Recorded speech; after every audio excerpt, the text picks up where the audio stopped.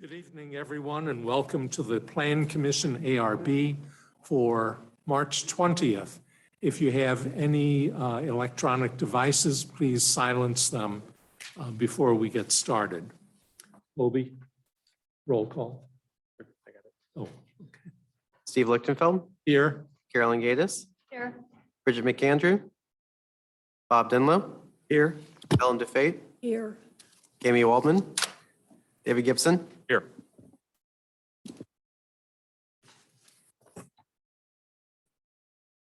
Welcome, Mr. O'Keefe. That's fine, and you are also, I hope. Good. We have minutes from the previous meeting on March 6th. Are there any changes? No. Hey, do we have a motion? I'll make a motion to approve the minutes. Second. All in favor? Aye.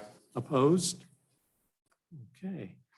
We'll go on to new business, and the first item is 7730 Bonham Avenue. Is the applicant here? Okay, we'll get to you in a minute. And we'll start with the staff report. Brian? So the subject property is located on the south side of Bonham Avenue between South Beamiston and South Hanley. It has a zoning designation of high-density commercial and falls within the Central Avenue Transit-Oriented Development Overlay District. The site is developed with Le Meridian Hotel and has an attached parking garage. The applicant is seeking a conditional use permit to allow for the operation of Hertz rental car. The applicant and the hotel have agreed on 30 parking spaces to be dedicated for rental vehicles. The washing, fueling, and repair of vehicles will be handled off-site. Hours of operation are 8 a.m. to 5 p.m. Monday through Friday. Staff is of the opinion that the use meets the requirements contained in the regulations governing conditional uses. Impacts to noise, light, odor, traffic, and emergency services are expected to be limited. Based on the information regarding the operation of the use as provided by the applicant, staff is of the opinion that the business is compatible with surrounding uses. Staff recommends approval with the following conditions. All off-site fueling, washing, and maintenance shall not be conducted on public streets or alleys. Rental operations, including but not limited to granting, exchanging, and returning of vehicles shall be located on private property. And use of Bonham Avenue right-of-way and public street parking shall not be permitted for temporary or extended rental vehicle parking or idling for rental operations. Okay, thank you. The applicant, please come up, give us your name, address, and see if the green light is on. It would look like this. Press the button. Okay, and then what am I doing? I'm sorry. Your name, who you're representing, Okay, and if you have any further information. So my name is Terrell Lee. I am the branch manager of the Hertz that's currently in Clayton now. And I don't have any additional information. Thank you. That location at the Le Meridian has always had a rental car business there. Right. Yes, So I don't see any problem with it, but we'll go around. Maybe someone else has it. But I do have a question. Yes. Are you aware of the 3 staff recommendations? Yes. And do you agree with them? Yes. Okay. Carolyn? I used to walk up to, I think it was Enterprise was in there. I now currently walk up to the Hertz that's on Beamiston Yes. to rent cars for work trips and things. So it's the same distance really from my Correct. house. So it's great. I had nothing about it. Bob? I do remember when there was a car rental place there. I do. I think right before COVID. Well, I think even way before then, I think, wasn't it? yeah. So that's I think when they left was right before COVID. Right after COVID, I guess they decided to move. But yeah, I remember when they were there. Yeah. I know. I congratulate you. It's great. No questions. David? No questions. Okay. We have the recommendation to approve the CUP to the Board of Aldermen with the 3 conditions. Carol? I'll make a motion to approve with the 3 staff recommendations. Second. All in favor? Aye.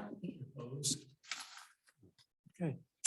Good luck. When will you be relocating? As soon as they're done with the refurnishing in the inside, we actually signed the lease back in December, so hopefully as soon as possible. Well, good luck with it. Thank you. Thank you. Okay. Item number 2 is 62 Broadview Drive. I assume the applicant is here? No? Okay. It will begin with the staff report. The subject property is located on the east side of Broadview Drive between Clayton Road and Glaverack Drive. The property is zoned R2 and is developed with a 2-story single-family home. The proposed project seeks to construct a new front porch comprising of treated wood posts wrapped with vinyl and black shingles. Vinyl products are not permitted materials unless otherwise approved by the Architectural Review Board. Staff is of the opinion that non-vinyl products should be selected to comply with the Architectural Review guidelines. The surrounding block contains various examples of front porches and entryways. Most homes have small uncovered front porches with entries that are flush or recessed from the front wall. A minority of homes have large uncovered front porches or small coverings. The proposed front porch would be more prominent than others on the block, but would not be of a size that contrasts with the neighborhood character.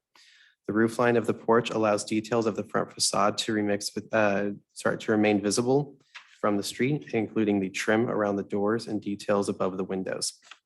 Staff recommends approval with condition that the applicant shall select a non-vinyl material for the front post and submit the material for administrative approval. Okay, thank you. The applicant, if you could. Do you have anything you'd like to add? Yes, I would. I would like to add that I agree with the staff recommendations, and we will go with wood posts instead of the pressure treated wood with the vinyl covering. We will no longer do vinyl covering, and we will do complete solid wood cedar posts. Okay, thank you. Anything else? No, that's all. What's Okay. on, what's Um, the roof, shingles? I had a few comments.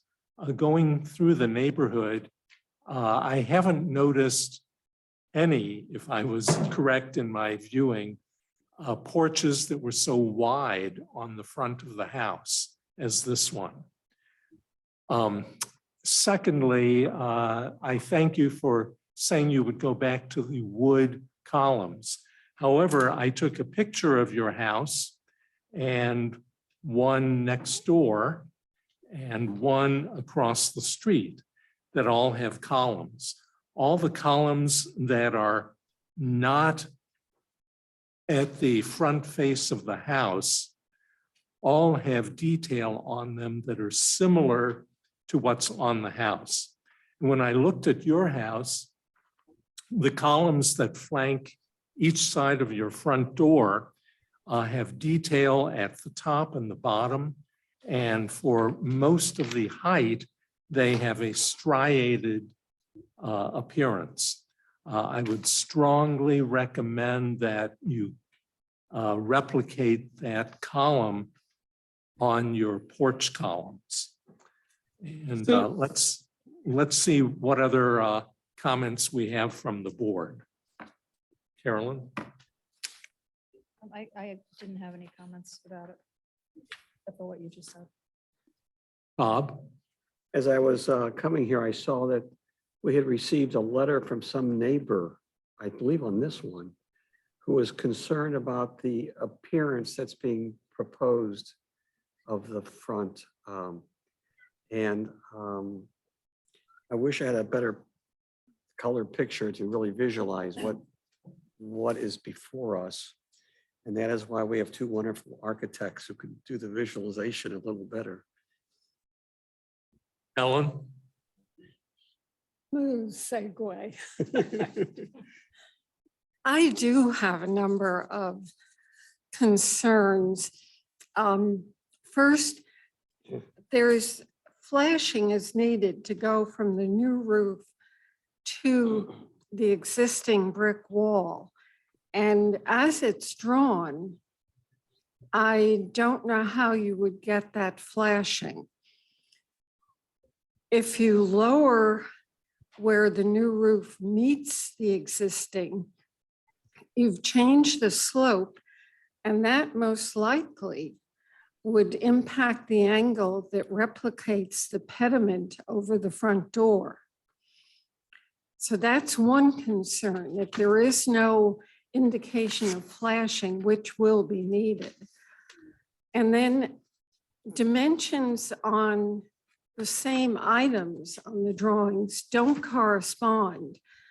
It says in several places, there's a 5-foot dimension from the face of the existing wall forward for the porch. And then other places, it says 8 feet deep. And I'm happy to That's- clarify all three of those points. Please. Okay, so let's start with the first point that was brought up. And I agree with you. When I look at the homes that have porches in my neighborhood, there's actually 5 homes within the neighborhood that have full porches from end to end of the front of the facade. My proposed porch is not that. There's 4 windows facing the front of the house. It would only cover 2 of them on either side of the door. So that's the first thing. The dimensions that we mentioned in terms of the pitch of the roof, we are looking to maintain the facade of the home. From when the street value, when you come across the street, you want to see the decorative work, and that was mentioned in the staff report for that very reason, that it would meet that requirement of seeing the character of the home. The third point that was made in terms of the discrepancy in the length from the facade of the home, 5 feet and 8 feet. It is 5 feet that is covered. So that would be the roof up to 5 feet, and past, according to zone, we do not go past 5 feet of covered. And the 8 feet is the concrete on the bottom. So that's the difference. So then the side elevations, the concrete slab does not end where the column is. It does not. It goes forward. It goes beyond. It does. And again, the zoning allows a 3-foot overhang from the 5 feet mark. We have chosen not to go that far simply because it would take away, it would be too steep of an angle, and you would not see the decorative portions of the facade of the front of the home from the street. And so we are very cognizant of that. And I've spoken to all of my neighbors on either side of me and across the street. And I have letters of signatures from both of my neighbors to the right and left of me that were more than okay with the proposed plans. I've actually shared those plans with those individuals. Okay, so the slab is 8 feet deep and the roof is extending 5 feet from the existing wall. On the side elevations, you show 2 2x10s, but they're not reflected on the front elevation. So the contractor drew those drawings, but the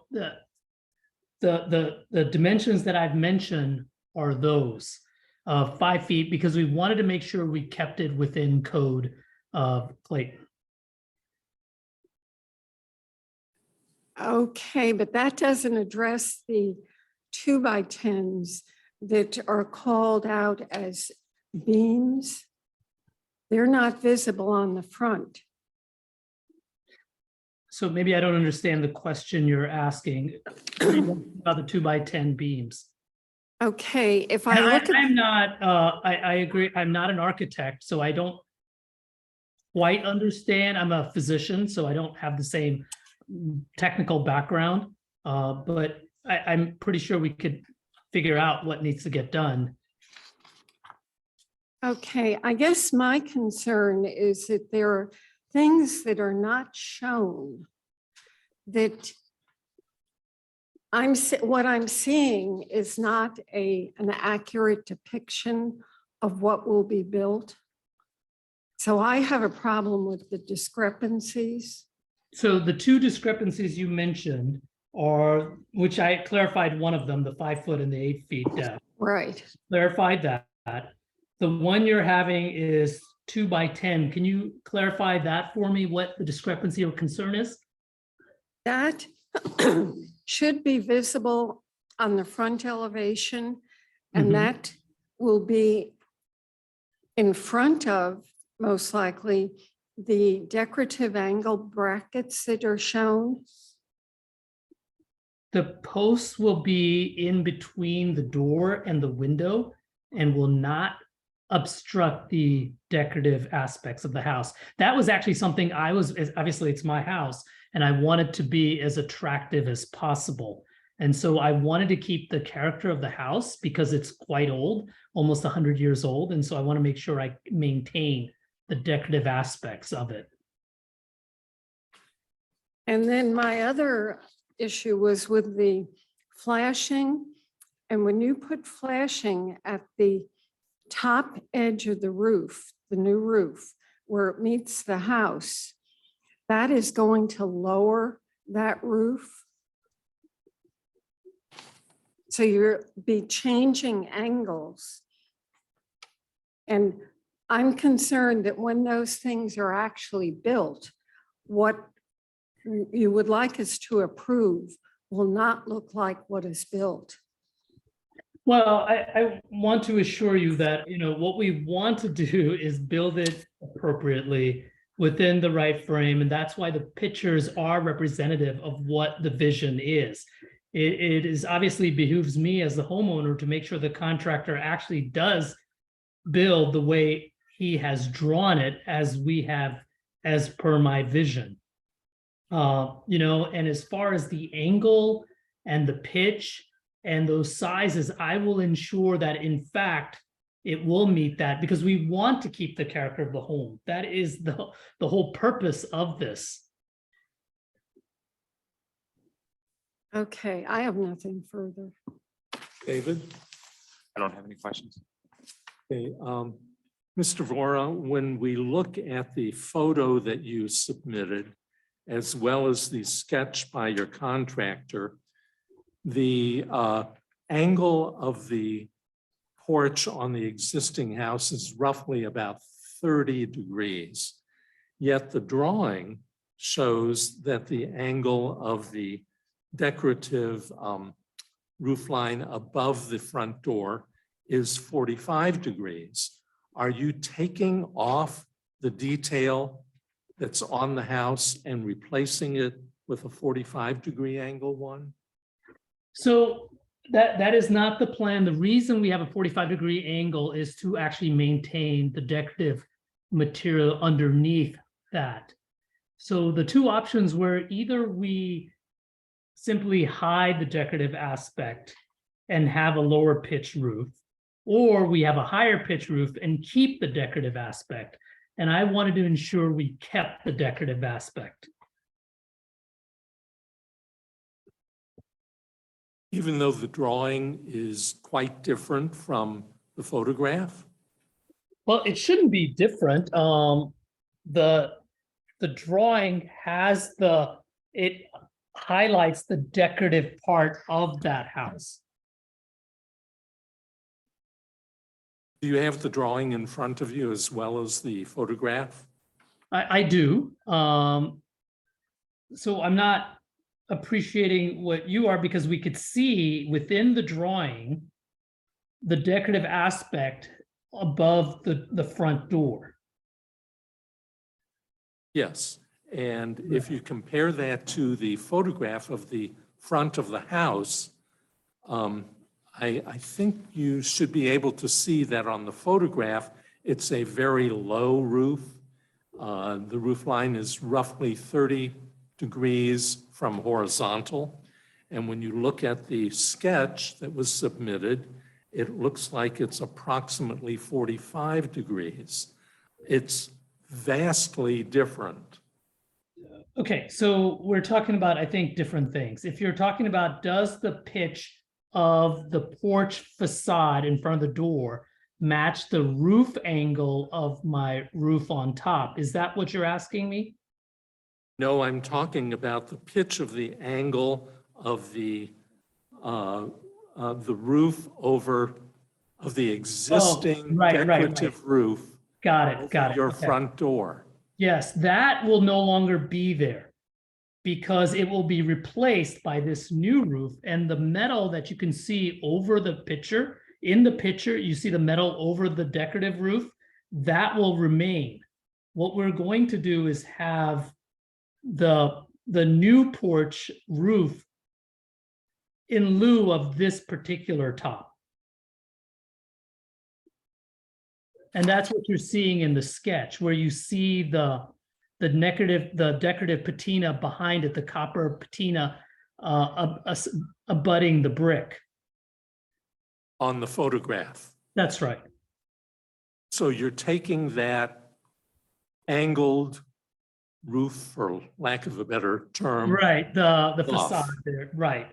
That's right, because otherwise we would have to match it exactly. And I agree with you. If you have, it would be too stark of a contrast to see the 30 degrees of the facade and then the 45 degrees of the roof on top of that. That would look horrible. Okay, I think we're talking about the same thing. Right, now, yeah, now I understand what you were getting at. And now I understand you're taking off that existing decoration above the door. Correct. Okay, And we will replace it with obviously the other part of it. So we still maintain that angular feature of the door as you come in. okay, I follow it now. Mhm. And I understand what you're doing now. I really like the 30-degree angle, but if you're going with the 45, I really don't have a problem with that, now that I understand it. Sure. But let's go back to the columns. I don't think, are you going to keep the two columns that have those, they look like coach lights? Yes, I think, and to your earlier point, we're actually going to groove. I think the contractor called it routing, Yes. so they match the columns that exist, right? The whole point is to make it seamless, that it was part and parcel of the house. And I want to keep the character of my home. I mean, I bought it because it's such a pretty house and it has classic colonial style, and I love it. So then the four new columns would have routed vertical They striations will have routed vertical striations. as Absolutely. well as the horizontal detail that we see on the existing house at the top and the bottom. I haven't spoken to my contractor about the top and bottom, as if you can see there. I mean, yes, there is top and bottom horizontal grooves or areas. We had spoken extensively about the routing, and that was never a problem. I haven't spoken to him about this part, but I don't see this as a limitation. Okay, I Because think again- Mhm. as you've stated, you'd like to keep the design of the house intact with this addition. So I think you really have to replicate the two columns up against the house right now, replicate those in the four columns that you're putting roughly 5 feet out from the face of the house to maintain the design element of the house. Right. And again, I don't have a problem with that. These are minor. I mean, they're not minor. They cost a considerable amount of money, but they are not that complicated or will delay the function of or making of this house. Okay. I feel better now. However, I'd like to ask our planner, you did receive a letter today. Do you have a comment on that? The letter was forwarded to the reviewer vote as well from the trustees concerning the design of the home. They had concerns that the design that they reviewed was not the one that was submitted to the city. I don't know if there's a representative of the trustees that wants to speak on that, but I would defer to them on the intentions of their reaching out.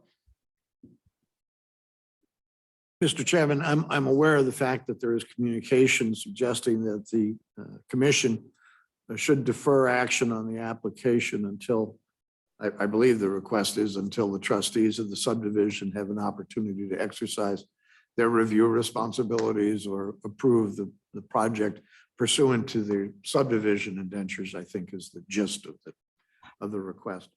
And it is noted that our application does have for ARB submissions, has a provision noting that have you received subdivision trustee approval and make folks aware of it. The city, however, does not and cannot enforce the private contractual rights of the subdivision and property owners within the subdivision. Those are private agreements to which a property owner subscribes and agrees by purchasing property that is subject to those restrictions. But those are, again, private agreements and not laws of the city, and the city can only enforce the laws that it is empowered to make. By granting clearance or approval under the city's ordinances, be it a building permit, be it architectural review clearance, we still do not empower anyone to do that which they are prohibited from doing by a contract they've entered into or by any other circumstances separate from the city. So the fact that we issue a permit doesn't mean that they can ignore restrictions applicable to their property.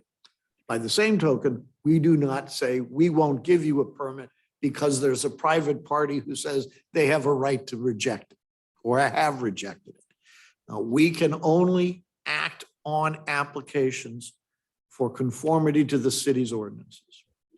We want to call that circumstance to the attention of applicants so they don't waste a lot of time and money coming here and waste our time and money seeking approval for a project they are ultimately unable to build because they have private restrictions. But those are matters, the enforcement of which is up to the trustees, the objection of which is up to the property owner, and the solution to which is in the courthouse, not in City Hall.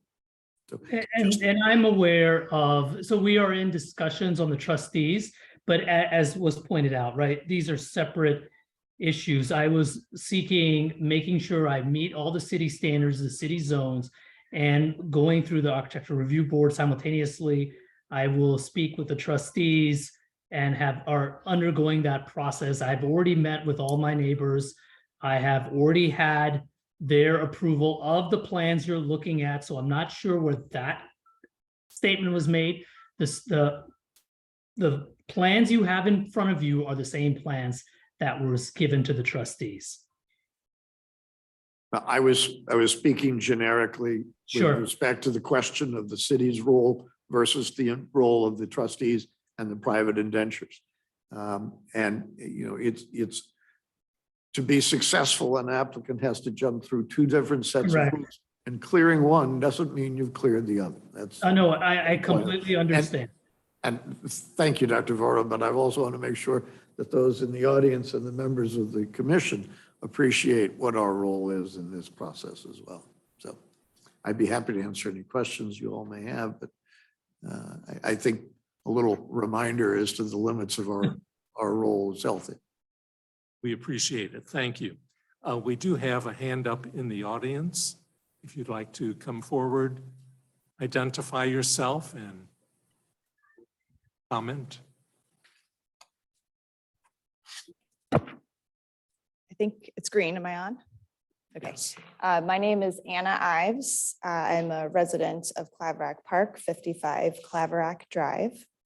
I'm a trustee of the neighborhood. I've been a trustee for 4 years. The letter referenced earlier was by Jim Arsenal, trustee of the neighborhood for 7 years.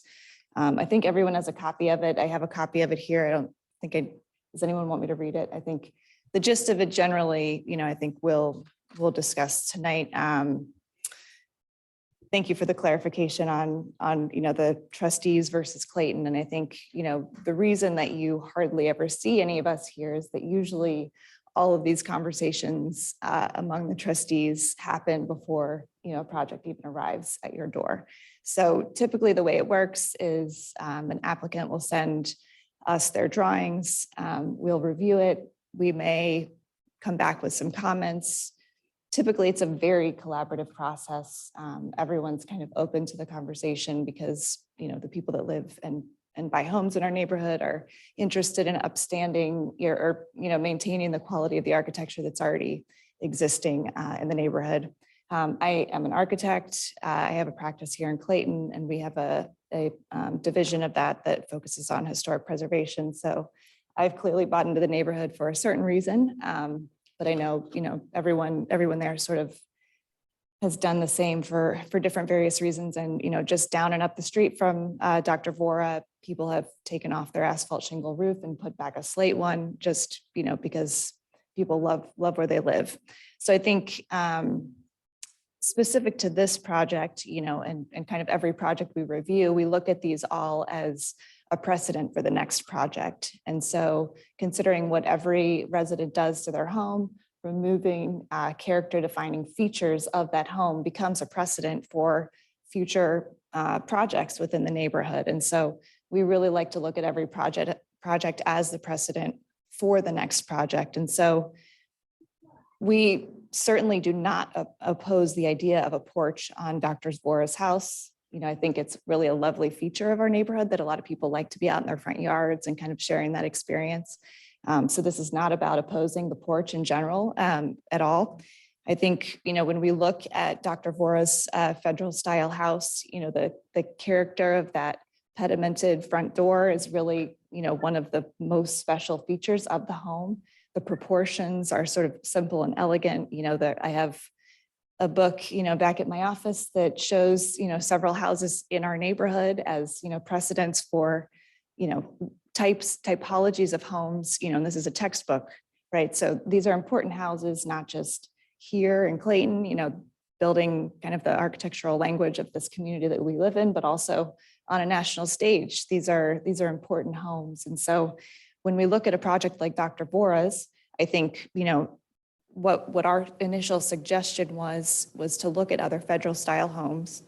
What you see is sort of a thickened edge often, maybe a pedimented front that picks up on some of these comments about replicating the style of columns and the heft and weight of the types of building materials that were used at the turn of the century. There are, I think, some very quick and easy to digest ways to improve this project to make it a more historically sensitive addition to our neighborhood. You know, I think a lot of these questions about the discrepancies in the drawings that's something that, you know, makes us very nervous because as architects, we know, you know, when you get to the site, if it's not drawn, it's not going to turn out how you want it to turn out. And so I think sometimes when people are embarking on a project, they don't maybe have as much experience with even the construction process. They aren't, you know, able to spend the time to be on site and watch everything, every single question about where's the flashing going to go and know that this little thing gets adjusted there. If it's not drawn, it doesn't come out the way you want it to necessarily. So we would really, you know, love to continue the conversation with Dr. Vora about how we can just add more detail to the design that he already has. I think, you know, the sort of lack of clarity is a question for us. I think, you know, the vinyl has already been addressed. The very slim, the very slim roof edge, let's say, and sort of the lack of robust construction, you know, where we would see a more heavy timber with a little bit more detail typically does have concern. And I think there may be exposed tilty anchors at the base of this, which would be something we would see more on a deck type project. So we, I guess in short, you know, would welcome a continued conversation with Dr. Vora about this, but you know, I've never shown up here to object to a project in our neighborhood. And I think hopefully that shows that we're not here to obstruct the process, but really to, you know, feel very strongly that this project should be reconsidered. Thank you. Thank you. Are there other comments? Hands up. I'll be brief. My name's Justin Brugenhemke. I live on Broadview Drive as well. I'm the newest member of the trustees of the neighborhood, and all of this is very new to me, so forgive some of that. But I just wanted to echo much of what Anna has already said, and Jim submitted via email or letter today. And as the third trustee, I just would like to say that we're all in agreement on the feelings of the project, and we have some of the same concerns that were brought forth by the folks on the board today. And so just want to say thank you for your time and consideration, and we appreciate it. Thank you. Other comments from the ARB?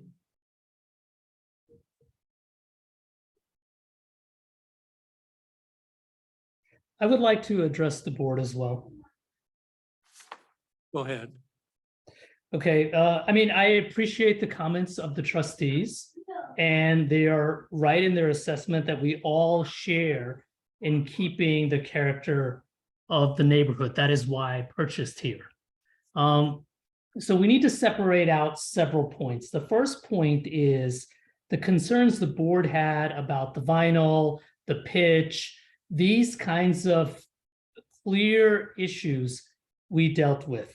So there is no concern. We had some clarification about the 5 feet versus the 8 feet. And so we've addressed all of those. So this doesn't undermine any of the purpose of the board. It's simply, we wanted to clarify that. So I don't want to conflate those two things of the role of the trustees versus what we're doing here. Now, the second point about their concerns, they did share their style with me. And I think we have a disagreement in style, and I'm happy to work with them, but that should not hold up, the whole city process versus the trustee process. I understand there's multiple hoops here that I have to work with. And just because I get ARB approval does not mean that I get to build anything I want or even the plans we have. I do want to work with my trustees. Even though the 3 individuals who have mentioned this do not live across from me, who do not have gotten the letters of approval that I've gotten from my neighbors. So this is simply a matter of disagreement in style. I may not be an architect, but I do know, as the famous judge says, when I see something good, I know it.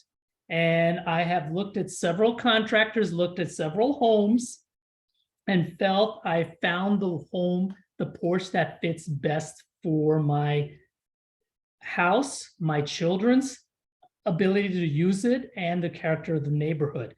I 100% respect their opinion and their ideas, but frankly, I disagree with them. But I am willing to have a conversation with them, continue the conversation with them, but that is a separate process than the one we're discussing today. Okay, thank you. In response to that, I'll be honest, I am not comfortable with the appearance as drawn in the sketches. I think as Trustee Ives has indicated, it really changes the style of that federal home quite a bit. I think the angularism is somewhat disconcerting, and the lack of heft as you find under the eave of your house would probably be replicated on the edge of the porch itself. As I stated at the very beginning, I'm uncomfortable with the style. I've come around to accepting the size of the porch, and I think we've agreed on the detail of the columns, but I think there's much more to it. So I still have a problem with it. I certainly understand your concerns, Dr. Vora, but that's where I stand. Are there any other comments? I would just say, for us to go forward with a vote, let's say it would be yes, just for a moment, and yet he's still going to work with the trustees. And if he does change his plans with the trustees, then he would have to come back here again. Am I not right about that? If the plans are changed. Right, yes. that he have to come back. The second thing is, in this day and age, it'd be so easy to do like a color presentation of what it's going to look like. And it's just hard to appreciate it in the form that it's come. This is me speaking for myself. Third, I have no idea if the trustees have a veto power or not. I don't know what your authority is, and I'm not even asking to know tonight. I don't know if you have a legal say or just let's have some wine and let's figure this out, kind of. I don't even want to know. And I would like to maybe see a deferral of this until it's up to the owner, I guess. But I think I would feel comfortable if a vote was deferred until he talks one more time, maybe have a little more definition of the plans that he wants to proceed, even if it's these plans. And then I would feel more fully informed for a vote. Dr. Vora, we, of course, as our counselor has indicated, we're not ruling on anything that the indenture or the trustees may be discussing, but only from an ARB point of view. We can offer you the choice of deferring this to the next meeting or a meeting in the near future to allow you to discuss with whomever you wish, including your contractor, and coming back possibly with something that might be more amenable to some on the ARB. You have any comment on that? Yes. Well, it's disappointing. And if I read between the lines, if I push for a vote today, it seems, I don't know what the overall outcome would be if it's yay or nay. I don't know how many are needed to have a yay. I want to be clear with the trustees. I have no problem working with the trustees. We all live together and we're all neighbors. However, if there is look, we need to have your house the way we think it should be, because that's my aesthetic, which is different from my personal aesthetic, that I find questionable and specious of an argument. And that's why I wanted to take it to the ARB to make sure I meet the recommendations of the staff. And Ryan and I have had multiple conversations to make sure I was in code, making sure I was part of the plan. And that's why the staff recommendations were approval of this. So I guess my question back to the board is, if I would prefer not to delay this, I would prefer not deferring it, and I would prefer to get approval to do it. But I recognize that I will not actually proceed with construction until we have clarification with the trustees. I do not agree with the trustees' thought on, the thickness of the front facade. It's a smaller home in this very big neighborhood. It's one of the smaller homes, and having a porch as is envisioned by the trustees would dwarf the house. Second, the homes in this neighborhood, literally across the street, is an ultra modern home that meets none of the characteristics of this neighborhood. Excuse me, Dr. Vora, this is Kevin O'Keefe, City Attorney. I apologize for interrupting, but I think we're getting a little off the subject of what the Plan Commission and the ARB are here to do this evening. Sure. If fair I enough. may, if I may offer, I believe what you have heard is that the commission members do not believe that the information presented to them, the graphics and the details, are adequately presented to persuade them that they have a basis upon which to make a reasoned determination that the project meets their standards, the city's standards. And in large part, that is because of some, at least perceived discrepancies in the specifications shown. For instance, the visibility of the beam, the cross member spanning the two columns on each side of the doorway, the angle of the pediment, and would be more comfortable at the very least if they were presented with more detailed graphics that were obviously consistent with one another for them to make an informed decision. They will make a decision on the basis of what is before them if that is your wish. But I think what they're suggesting, and you have heard comments, for instance, from the chairman as to whether or not the angle of the pediment matches the concept of a federal house or whether it is incongruous for that. And that, I don't know that anyone agrees or disagrees with that. But the idea of whether or not the materials you have submitted are adequate to persuade the commission they should sustain your application is perhaps a more meaningful question for you at the moment, if I may suggest. No, thank you. I think that clarifies a few points for me. So thank you for that information.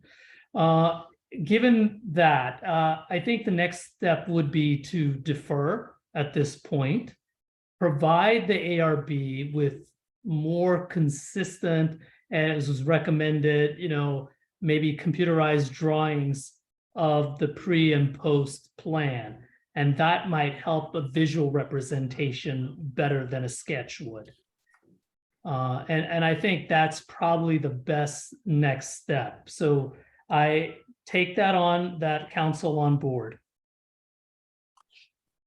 Okay, from your comment, Dr. Vora, we can go ahead and make a motion to defer to the next meeting, or maybe it's. If I may suggest, I don't know how long it will take, Yeah. what your next meeting schedule is, or what the deadline is to get on the agenda, or how long it will take to produce what Dr. Vora wishes to submit. If I may, Dr. Vora, with your concurrence, I would suggest that the commission consider a motion to table the application until such time as you requested it be returned to the agenda. That would be acceptable. Okay, thank you. I'll make a motion to table the project for a time when the applicant can come back with completed drawings. Second. All in favor? Aye. Opposed? Okay, thank you, Dr. Vora. We'll look forward to seeing you in the future. All right, thank you. Thank you, Doctor.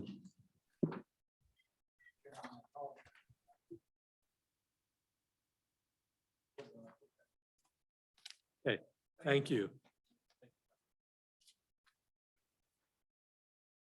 Okay, that now brings us to old business. I believe all we have to do is make a motion to continue 48 South Beamiston to April 3rd. Is that correct? That's correct. Okay. I'll make a motion to continue until April 3rd. And if we could clarify that that's both the public hearing and the application consideration. Yeah, I'll make a motion to continue the 45 South Beamiston Avenue for the public hearing and the rezoning PUD until April 3rd. Second. All in favor? Aye.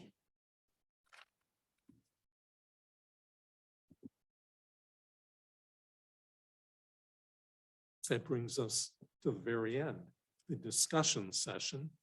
And Ryan, I believe you've given us a sheet tonight.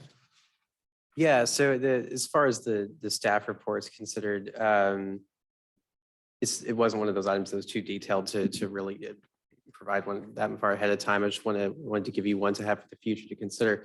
But essentially what we're looking at here is whenever we did the renewable energy provisions recently, what we did was we created an administrative process to allow the use of solar, so it didn't have to come back to ARB every single time.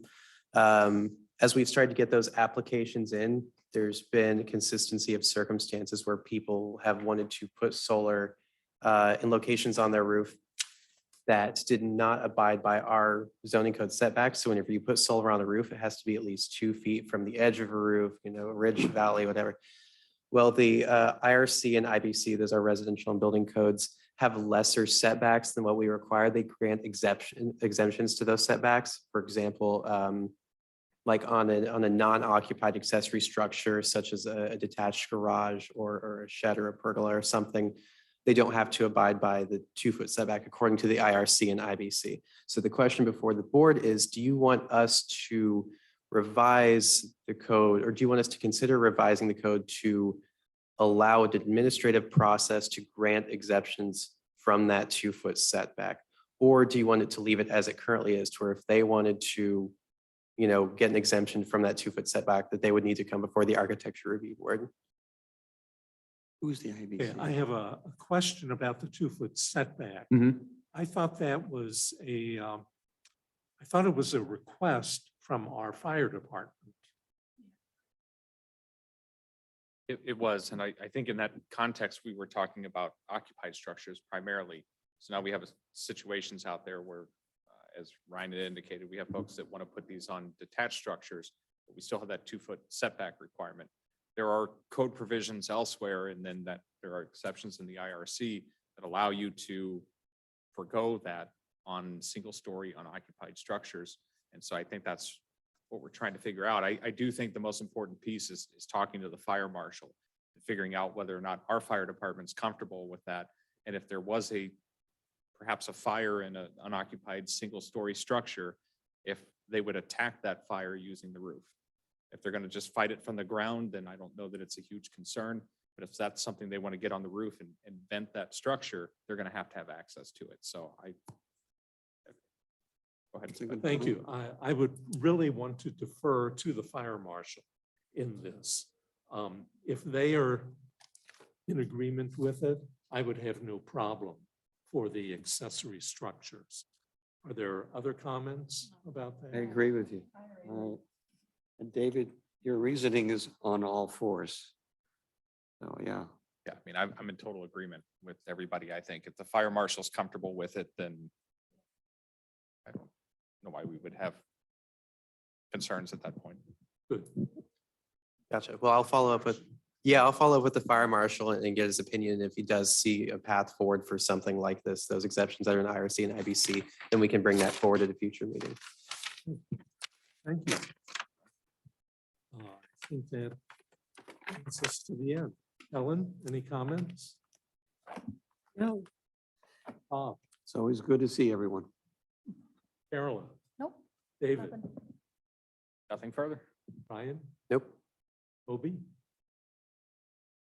Well, before we started, Ryan said we're going to have a fairly full agenda on April 3rd. Is that correct? I'm expecting, I don't have the agenda finalized yet. If you had the misfortune of seeing my desk right now, you'd be a little worried, but there's a lot of site plan review that's going on right now that I expect to come up over the next couple months, as well as the PUDs, both at 50 South Beamiston and then Merrimack and Pershing is going to come up very soon.